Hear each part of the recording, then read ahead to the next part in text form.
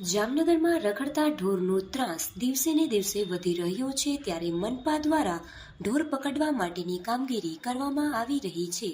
જામનગર મહાનગરપાલિકા પાસે 3 ગૌશાળા છે, જેમાં 2500થી 2700 જેટલા ઢોર રાખી શકાય છે। રોજ 4 ટીમ દ્વારા રખડતા ઢોર પકડવામાં આવે છે। મનપા દ્વારા વધુ એક ગૌશાળા આગામી દિવસોમાં શરૂ કરવામાં આવશે। 2023માં મનપા દ્વારા 4000થી વધુ ઢોર પકડવામાં આવ્યા હતા, ત્યારે 2024માં 4800 જેટલા ઢોર પકડવામાં આવ્યા છે।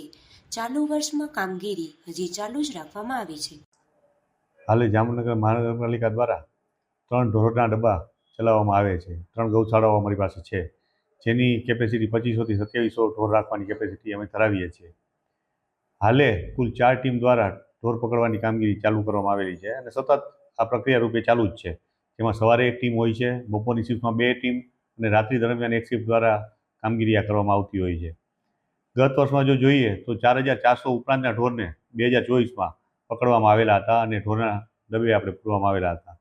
એની પહેલાંના વર્ષમાં 2023માં 4800 ઢોર પકડવામાં આવેલા હતા અને ચાલુ વર્ષ દરમિયાન પણ આ કામગીરી સતત ચાલુ જ છે અને આ કામગીરી ચાલુ રાખવામાં આવનાર છે।